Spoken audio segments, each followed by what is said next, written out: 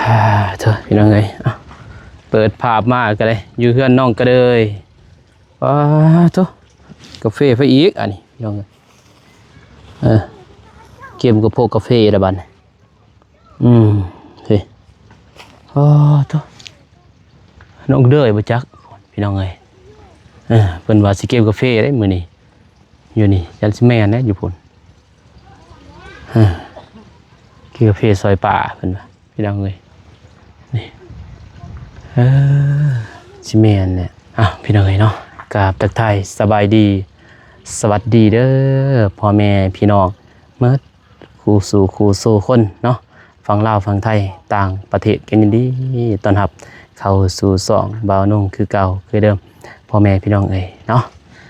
มื้อนี้ก็พบพอกันอยู่ที่บ้านน้องกระเดยพี่น้องเอ้ยเนาะสิมาเฮ็ดนี่แหละห้องนอกห้องน้ำพี่น้องเอ้ยสืบต่อภารกิจทางบ่าวนุ่งมาก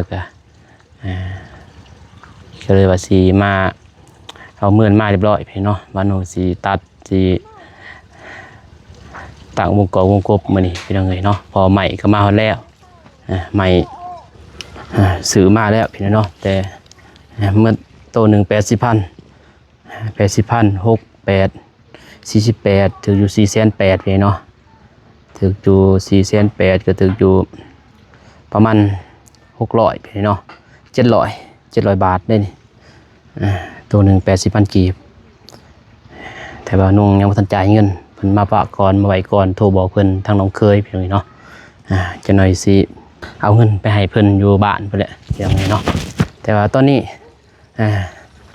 ไปหาน้องก็เลยก่อนพี่เนาะไปเกี่ยวกาแฟพุ่นแหละสงสัยได้อยู่บ่มาดงก็เด้ยอยู่ไสนี่โอ้ไผเจ้าของสวนเด้สวนบ่มีบ่ลักเลยบ่นี่ลักเลยบ่ลักเลยบ่มีเจ้าของสวนลักเลยได้บ่นี่งามเลยเนาะกาแฟเนาะใส่ฟุ้ยบ่นี่ปีหนึ่งจักเทื่อโอ้3 เทื่อก็แม่นแล้วพี่น้องนี่กาแฟก้างตัวนี้กาแฟก้างก็เป็นหมากแต่เนาะกำลังดอกตัวนี้หมากบ่ทันนั่นโดยโอ้น้องสิประจันก็มาพี่น้องเลยได้อยู่บ่ฮอดไสสวนก็ไม่ไผ่นี่บ่เป็นหัวไปพุ่นเลยอันนี้ก็ฮอตก็คือคุณซื้อฮอดก็เอื้อนบ่เก็บกาแฟพี่น้องเลยพวกน้องก็เลยเก็บกกสูงแท้เนาะเฮ็ดจะได้จ้ะสูงแน่นี่สูงแบบนี้เฮ็ดได้ก็เอาบ่โลเท่าไหร่จ้ะโดยก็ทันที ยังทันหูโดย5,000 3,000บ่โอ้3,000พี่น้องเอ้ย3,000 กีบกะประมาณ5 บาทเนาะ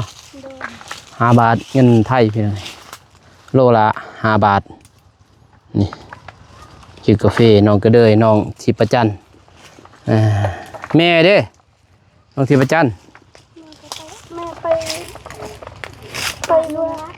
ลงวัดโอ้ไปเฮ็ดบุญเฮ็ดศีลโดยก็แน่แล้วบ่เป็นไข้เป็นผู้เจ็บมันก็ยังบ่น้องบ่ได้ยามเพิ่นเป็นไข้เป็นหยังไปบ่ได้ไปกวดบ่แต่ละบ่าวไปมื้อนั้นบ่ได้ไปกวดเป็นหยังบ่ไปกวดเด้นี่ค่ะบ่มีรถรถพี่น้องเด้บ่ได้บอกเขาบ่เราแบบแม่บ่ทันเราก็ค่ารับจ้างครับรับจ้างอีกเราก็รับจ้างพี่น้องหั่นเราก็รับจากบนอื่นพี่น้องบ่ก็เลยบ่ทันไปส่ง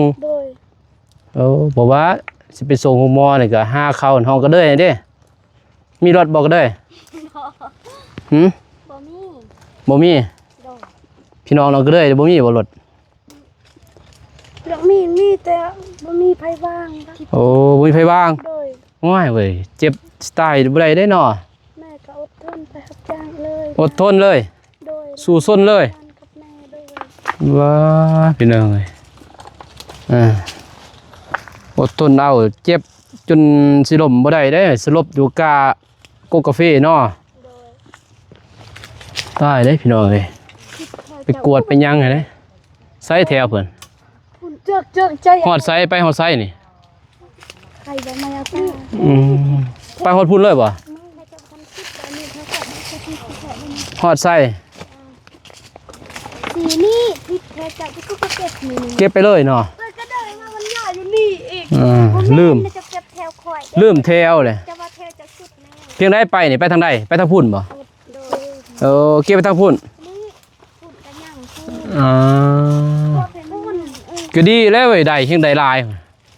เฮงยาวไปเลยเนาะแต่เก็บให้ร้อนได้เว้ยตัวนี้เด้แถวไปนี่นี่ เห็นเนาะ โอ้ มันคือสีแถว สีแถวพุ่น โดยมันสุดอันนี้ครับ มันน้องที่ประจันเด้จักแถวหืม ตัวสี บ่ฮู้ โดย โอ้ยไปเลยแล้วเบิ่งนี่เก็บไปเลยเฉพาะดอกลัดจนหอดแถวเอื่อยก็เลยเพิ่น ล้านไม่แต่ จักแถว หนึ่ง แถวเดียว โดย จะพ่อดอกบ่ไหลบ่หลายได้จักสอบเลยเต้นบ่สอบ โดย บ่เต็ม โดย จักคู่แล้วแต่เสามานี่หืม ทรงคู่ สองคู่ โดย เออเก็บ บัดลำไปของคนอื่นบ้านไทยโซบ ได้เป็นสอบ โดย บัดอยู่นี่คือบ่ได้เป็นสอบ บ้านกระโบฮู มันซ่าบ่อยู่นี่ แบบอยู่นี่มันสูงเกิน สูงเกินโอ้ ยหันมันต่ำหน่อยนึง ถึงเก็บบ่ไหวเนาะ โดยกับยหัน เออ มีลาย เพิ่นบ่เคยเก็บพี่น้องไงบ่ติเพิ่นนะแอบเอาเด้อนี่เก็บไว้เลยนี่เห็นบ่มึงติหรือเปล่านั่นเก็บมือเดียวยัง เอาตามมาได้สเก็ตกระเพย สิไปบ่ โดย เก็บไปเด้มื้อนี้ก็เก็บ กระโดด มื้อนี้สิบ่แล้วบ่เขาเก็บ แต่เส้นทางมันยากเด้เห็นบ่ก็จะเอาจะไปอยู่เส้นทางยากเว้ยไปฮอดพุ่นพี่แล้วมาเพื่อนพี่ไข่บ่จักยากก็ไป โดย ปาตุมือหนาเอ้ามันสุกบัดหนาเด้อสิพาไปเบิ้งพี่น้องเอ้ยจัก2 มือล่ะไปบ่2 มือไป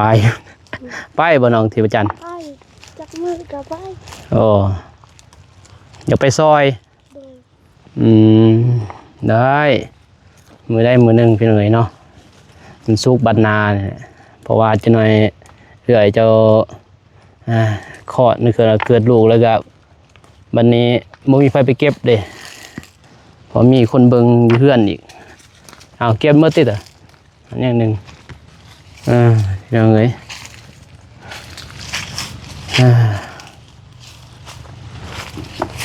นี่ไปนี่ห้องไฟตัวนี้แถวไฟนี่นอกเลยบ่ โดย บอกเลยแถวเจ้าบ่ตัวนี้โอ้ ลานมีคนไปใจเองนะ แถวเดียวนี่เจ้าจะพ่อดอกแถวเดียวบ่หานไปผู้เดียวบัดนี้แม่นบ่เป็นไปผู้เดียวบ่หานบัดนี้พี่น้องวางเด้อหักได้ มันก็หัก บ่มีบ่แนวเกาะคือเลยบ่มีแนวเกาะให้เพิ่นบ่ตัวนี้หักเด้ กันยากกันลานหักกันเลย หักแนวหนึ่ง โดย หมูไหม้เด้อเว้ยเองก็กาแฟระบาวกันนั่นนี่กันเด้สูงนี่กันเด้พี่น้องเอ้ยบ่าวนงกัน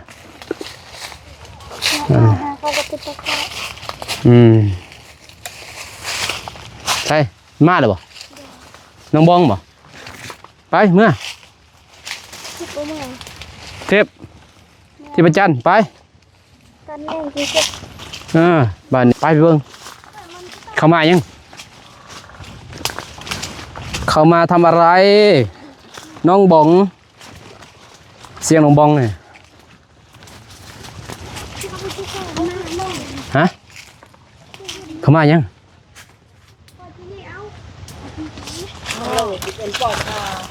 จริงจะเจ้าที่มาเพื่อน มายังใส่บ่บ่เห็นเขา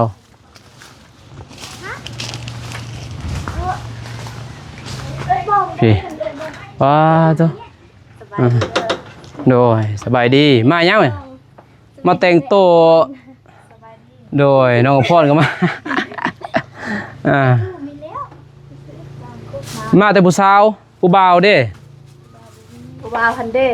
มาแล้วบ่ผู้บ่าว กำลังมา ไปเอกบ่ตันเพกชุดหล่อกำลังน้องก็เด้ยเกี่ยวกาแฟเจ้าบ่เฮ็ดหยังบัดนี่ ใส่เด้อ โดย เฮ็ดหยังกินเบาโกถามดิ จังได๋ ฮะ สบายโอ้โห บ่ได้แซดบ่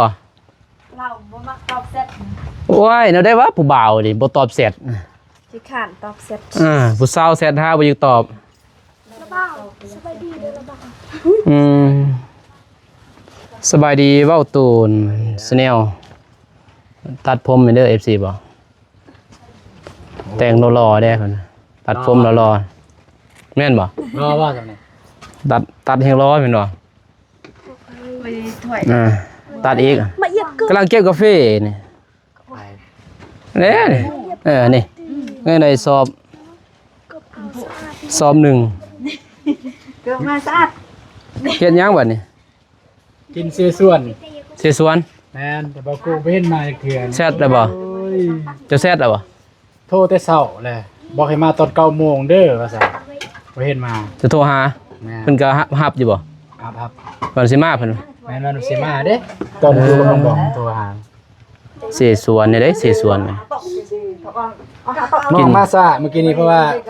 ลมกับเรื่องสิทมดินนั่น เห็นอยู่ขอกับออกมาเลย สิเอิ้นอยู่มาลมนํกันแต่หายไปอย่าละเพราะว่าเห็นน้องเคยอายอยู่หั่นอาวของน้องนี่แหละมาเฮิดแล้วนะ โอ้ยฮู้นะให้เงินเลยอยู่หั่นเห็นบ่บ่เห็น อยู่หั่นแล้วเรา อยู่หั่นบ่ แม่นนี่ก็บอกให้เราเบิ่งอยู่หั่นเบิ่งกระทมดิน จะเอาเขาเลย ปะหน้าทางก่อน ให้ดุดเขาบ่ แม่นแต่ว่ามื้ออื่นจึง สิตัด ตัดกูกาแฟยังละให้เอาเข้าใน พอจะไป แล้วก็ลมเรื่องเฮ็ดเฮือนเลย กับเพิ่นบ่ แม่นให้เพิ่นเฮ็ด ก็ถ่ายคลิปหมดติ ทาย อืม ให้เพิ่นเฮ็ดแต่ว่าก็บ่มีค่าจ้างดอก หา หา หาซื้อ ซื้อมีเงินจ้างเด้อ ได้เรื่องเนาะน้องบอก นะแบบว่าหาพี่น้อง หาพี่น้อง แม่นแบบว่า เออ คือช่วงนี้นี่มันแต่เพิ่นนั่นแหละวางคือวางสุดนั่นแหละถ้ามื้อใดคนอื่นว่างคนอื่นก็มาซอยแบบนั้นนะสิหาแบบนั้น ดีเลยวางแผนเนี่ย แต่ว่าเพิ่นเป็นคนวางที่สุดก็หาเพิ่นเลย ก็วางแล้วช่วงนี้เพิ่นก็บ่สิมีกาแฟกาแฟเด้กาแฟก็น้อยเดียวเนี่ยส่วนน้อยๆนะเพิ่นมีแต่เพิ่นเฮ็ดสำใดแต่ว่าเฮาหานี่ก็อยากให้หลายก็คือว่าหลายอยากให้น้อยคือน้อยบอกเพิ่นว่า แม่น ดีแท้ก็บอกว่าเอาสิเอาซำใดนะถามเพิ่นอย่างนั้น น้องทามันสิเอาซำใดเพิ่นว่า ให้ สิเอาเพิ่นว่าแม่นสร้างเพิ่นว่า1มันแม่นสร้าง2เนี่ยมาซอย ซอยอยู่แต่บอกกันนะว่าสิเอาซำใดนะเฮาก็ต้องขอหยังแน่ๆว่ามันชัดเจน ตัวนี้แหละเพิ่นก็ เพราะว่า สิบ ต้ อ อก ง เพิ่นว่า ต้องทำลูกทำเมียเขาละเอียดนะไป แต่เพิ่นว่าจังซั่นนะ แต่บ่ได้เด้อไปทำเมียมันละเอียดอีเด้ ถ้าเมียบ่ ถูกใจผัวบ่ถูกใจเมียก็ยากเด้ปานนี้แม่นบ่อ้ายบ่คือบ่มันต้องทำมันละเอียดมันซองเด้อแม่นอยู่พี่น้อง แต่ว่ามันผิดผ่านมามันถึงยากเด้อ้ายบ่ แบบตัวนี้นะความหมายน้องเขาตัวนี้คือแบบเฮาหาพี่น้องหลายๆคนนะแต่ว่าส่วนนี้เพิ่นวางเพิ่นมาเฮ็ดก่อนและถ้ามื้อใดคนอื่นวางคนอื่นก็มาเฮ็ดนำ เจอจ้างวันเป็นวันเอ้าจ่ายเพิ่น ใช่ว่าจ้าง เพิ่นบ่เอาก็ย่าเฮาต้องเฮาจ้างนะแบบบ่อยาก จักสิเอาเงินไปใส่จ้าง ให้น้องบ้องไปเก็บกาแฟเอาไผสิเก็บกาแฟหยังเอาบ่ได้เก็บบ่ จะใส่แม่ตัดเลยมื้ออื่นบ่เก็บตัดทิ่มเลย โอ้ยงั้นไปเก็บติบัดนี้ยินบ่มันก็ไปเก็บแล้วขนาดนั้นไปเก็บแล้วน่ะจะหน่อย คือไปเก็บ ให้น้องบ้องไป กินแล้วก็ไป แต่ว่าเอามาแล้วเหมือนยังนี่สิเอาเฮ็ดก้อนอยู่ เฮ็ดเดี๋ยวนี้ก่อนนี่มันแล้วนี่ก่อนทางคุณ มื้ออื่นจึงตัดให้เก็บให้น้องตีเก็บบ่แม่เราเก็บบ่ แม่เก็บ อืมเฮ็ดได้เฮ็ดสิสวนกินแต่ทาเบาโก้บ่ได้ทาเลยเบาโก้มันบ่มาแหละ อย่าเอาเงินให้เรานะเรามา เออมีเงินบ่ บ่ไล่เรา100,000 200,000 ผู้ใหญ่เพิ่นให้หั่น เลย แสนหนึ่ง2แสนเก่าแล้วพอได้ซื้อน้ำมันหาใช้มืดมือบ่ได้ไปเกี่ยวกาแฟกะแสนหนึ่ง2แสนเนาะอ่า สันนี่บ่โดยเอามาสันนี่อันน่ะ แม่ยังสำนัน มีไม่กันเดียว3บ่โดย หืม 3 กระซ้ำบ่มีกระซ้ำบ่เก้าเยือนน้องบ้องกันเด้บ่มีบ่น้องบ้อง ไก่ หืมเอารถนี่เอ้า ยังไม่เฮือนน้องนี่ไก่ ไปน้องเทพจันทร์มีบ่เยือนฮะ เป็นบ่ฮู้เด้ กระซ้ำบ่ฮู้บ่ฮู้กระซ้ำเออไปถ้าเบาโก้บ่ได้มาดอกยันน้องพ่อเนาะคือสิบ่ได้มาดอกบ่ได้มาดอกคันมากบ่เนี่ยเอาจังขี่บ่นี่ คือเลยเออไปเลยเอาส้มปูนท้าเฮ็ดต่อให้พวกน้องเพิ่นเฮ็ดเอาส้มปูนแต่หิวข้าวแล้วเบาตูนบ่ได้กินข้าวได้นี่ เขาแห้งนี่ อันนั้นบ่ได้กินข้าว เดี๋ยว แต่เช้าบ่แล้วนี่ ส่วนอย่างเดียวเลย ถ้ากินข้าวแต่เช้าบ่ได้กินเทื่อเดียวเลย เพราะว่าตื่นก็9:00 นอะเด้ไปผสมปูนแล้วบัดนี้ใส่เลยไม้ใหม่ไม้ขาจับกล่องมีบ่ขาจับกล่อง ลืมบอกมันหัก หาได้อีก น้องยัดใส่ทงส่ง บัดนี้สิได้ใส่เฮาบัด เมื่อวานนี้เอ้า มันมีอันเดียวอีกเฮาบัดนี้ แต่ว่าอยู่ในคลิปเพิ่น ผมบ่ได้เบิ่งนะ เออ เพราะว่ามื้อใดตอนเช้านี่บ่ เมื่อวานนี่ สิกับน้องพ่อน่ะ แม่นเมื่อแต่นี่แหละฮอดเทือนบ่ได้นั่ง ถ่ายคลิปอยู่ไส เฮาก็ทายพรนั่นเด้ อันแล้วอยู่หันเลยบ่ฮัก บ่ว่ายัดใส่ทงส่ง6ถุงอะนะบ่ได้มือเฮือนนั่งบ่ได้นั่งมันยังว่าเสียงเกล็กจับเบิ่งเอ้า อย่าสิโทงกับฮักเลยม่วนเบาเตียงเลย ใส่นี่นะของไอ้เตียงว่ะ บ้า ไปได้เด้อ อย่าแล้วของสิ่งของเป็นสิ่งนอกกายเพียงยังไง เดี๋ยวบ่ตุนมีเงินก่อนเสือแทน แพงได้หั่นแต่บ่แพงเด้ เท่าใด 4-5 แสนพุ่นเด้น้อยเพียงยังไงเอ้ยจังได๋น้อบาดนี่มีแต่เฮ็ดตัวนี้แหล้วบาดเหมือนกับมาเด้แก้ว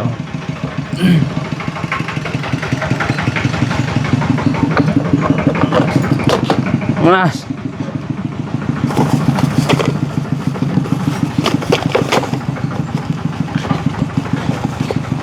ป้าอยู่เพื่อนน้องกระเด้อนี่แหล้วก่อนเมื่อนนี่โอ้ย FC ก็สนับสนุนกับบ่เนาะบ่ตูนซื้อไม้กันสั่นให้แหน่ไม้ค่าตังให้แน่ว่ะซื้อจักร้อยเนาะมึงลองถามอยู่อันนั้นคันซื้ออยู่ห้านแพงอยู่หยังเกินว่าอยู่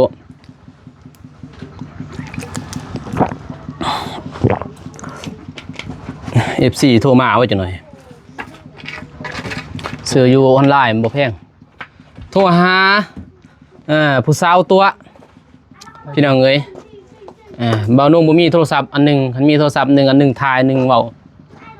โทรหาให้เบานุ่มนี่ไปโทรส่งเบอร์ให้แล้วไปโทรหาเขาบ่ให้เขาเปิดบล็อกเพิ่นบล็อกเฟซเด้ FC อยู่พังไทย ได้ละ ก็บ่ฮู้และสื่อเพิ่นแต่ว่าชาวลาวตัว ชาวลาวถึกต้มเว้าไทยถึกต้มชาวลาวตัวก็อยากบอกอยู่บนนี้เลยเป็นกระบอกเสียงนะ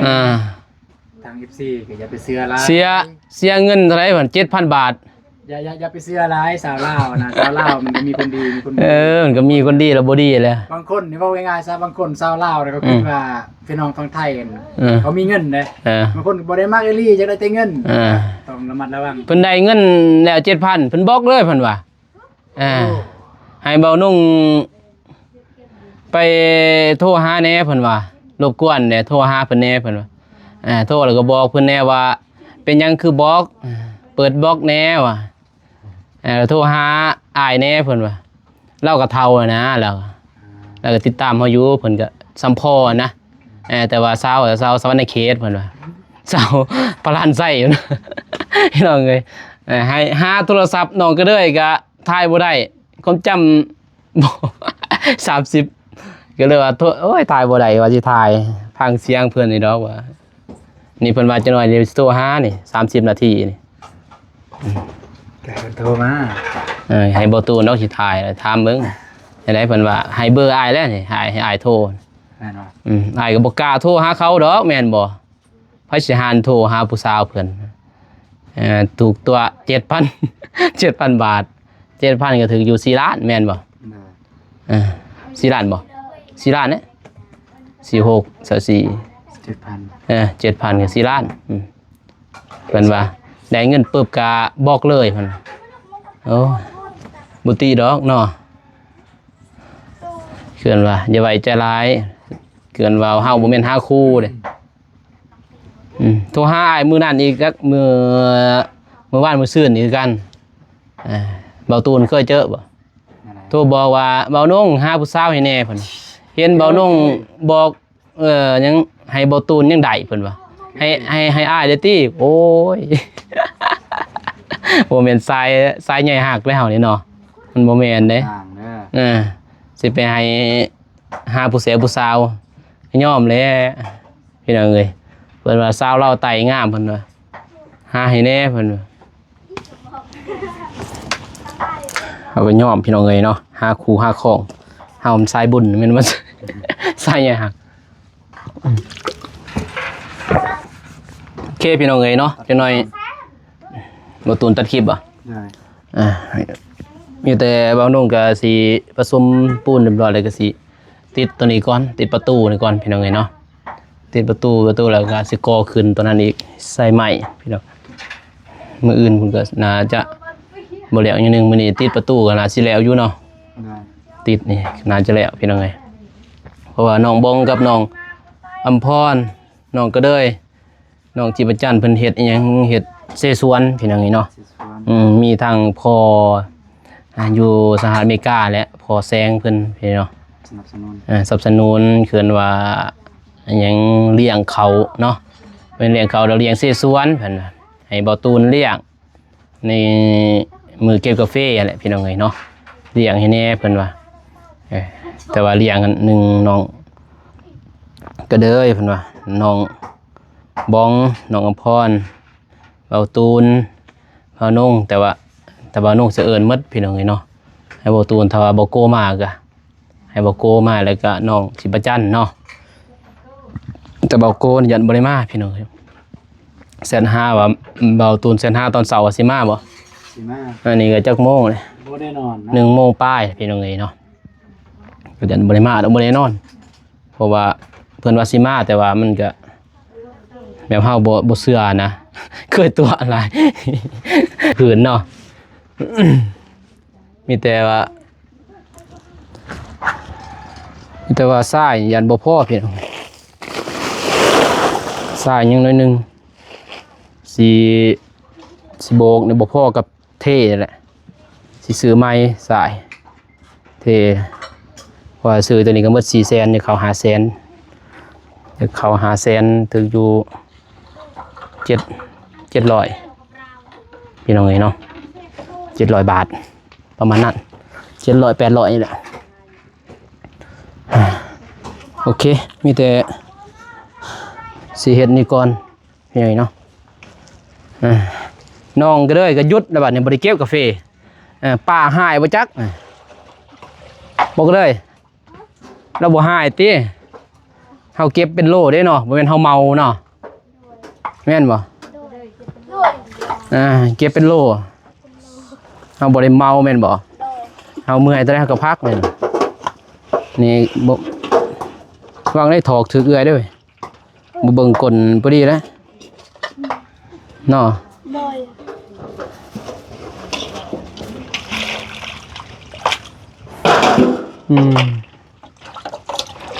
เป็นยังตีนหืม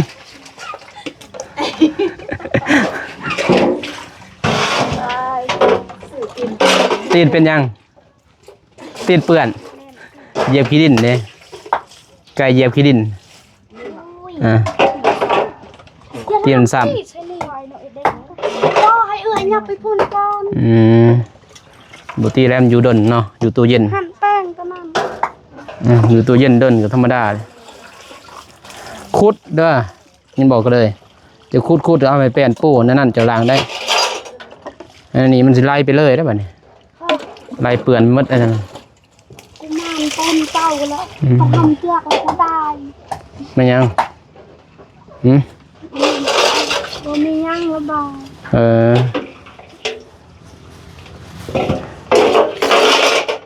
หม้อแดงอันเดียวบ่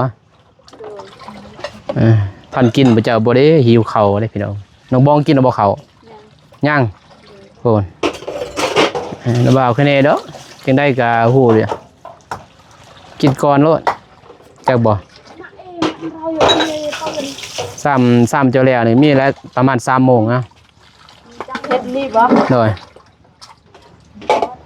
บ่ฮอดบ่ ล้างดื้อ นี่ก็1 โมงป้าได้2 โมงหยังโดยยันกระเพาะว่าจะขึ้นเลย ดูนี่ตี้อยู่ หิวแห้งแต่ว่าเจ้าของเองบ่มาแต่เช้าดิแม่นบ่ มาจ้ะ มาแต่เช้าอยู่ตอนเช้าบ่ได้ซื้อเนาะเรียนอยู่แต่เช้าเพิ่นตื่นแต่เช้าว้าผิดปกตินั่นน่ะเบาตูนมื้อนี้ตื่นแต่ดึกหาน้องบองมาแต่เช้าแต่ว่าบ่ซื้อมาไว้ก่อนน่ะซื้อไว้ก่อนก็ได้หิวแล้วบาดเพิ่นพี่น้องเอ้ยแต่ก็บ่ยากดอกเขาเดียวน่ะโอ้บ่ได้แซ่ดอกบ่ น้องบองปาดเลยบ่ทันใจ เซมดน โอ้ย น้ำเซน้ำเลย มันก็โดนอยู่แล้ว3 มันนี่น่ะหมุนหมดแล้วเนาะได้ครึ่งนึงเอาครึ่งนึงนั่นน่ะน้องบองกามเด้เสียส่วนพี่น้องเอ้ยโอเคจะเฮ็ดเวียกก่อนสินั่นก่อนผสมปูนก่อนพี่น้องเอ้ยเนาะเอาคลิปนี้บ้านน้องกะสิจบคลิปเท่านี้ก่อนพอแม่พี่น้องเอ้ยเนาะมีทางเบาตูนมื้อนี้เป็นเสียใหญ่ใจดีเลี้ยงเสียส่วนพี่น้องเอ้ยขอบใจทางเบาตูนเพิ่นนูน สนุนเด้ก็เป็นสะพานบุญก็บ่ตูนได้แม่นบ่สนุนเลี้ยงเสียส่วนให้น้องๆเพิ่นเห็นเนาะเชิญว่าเก็บกาแฟมื้อนั้นจน2 ทิศพี่น้องเนาะพอไปกินได้อยู่หยังอยู่ท่าแต้งมื้อนั้นเนาะมื้อนี้ก็เลยน้องบ้องเพิ่นพักพรน้องพรพักพรก็เลยว่าเฮ็ดให้น้องๆเพิ่นเลยทราบว่าทางผู้ใหญ่เพิ่นก็สินั่งเบิ่งและทางพ่อแซงเพิ่นพี่เนาะนั่งเบิ่งและไปเบิ่งไปติดตามชมเพิ่นแหละบางทีคลิปเบาตูนตอนกินหยังพี่น้องเอ้ยเนาะเฮ็ดนี่ก่อนให้มันแล้วนี่ก่อนพี่น้องเอ้ยเนาะโฆษณาโฆษณาเป็นหยังดอกโอเคพี่น้องเอ้ยเนาะคลิปนี้บ่าวน้องก็สิจบเพียงนี้ก่อนเด้อพ่อแม่พี่น้องเอ้ยเนาะขอบใจก่อนอื่นก็ขอบใจทั้งพ่อแซงเพิ่นอยู่สหรัฐอเมริกาพี่เนาะเพิ่นเพื่อนว่าเลี้ยงเสสวนให้ทั้งน้องๆเพิ่นแล้วก็ทีมงานพี่เนาะก็ขออวยพรให้ทั้งพ่อจงอยู่ดีมีแห้งเด้อความเจ็บอย่าได้ความไข้สิมีขอให้ให้มีขอให้ร่ำให้รวยเด้อพอเด้อเนาะสุขภาพร่างกายแข็งแรงพร้อมครอบครัวสาธุพี่น้องเอ้ยเนาะพอๆกันใหม่คลิปหน้าคลิปนี้ขอกล่าวคำว่าสบายดีพี่น้องเอ้ยไปบ๊ายบายเบาตูนไปพี่น้องเอ้ย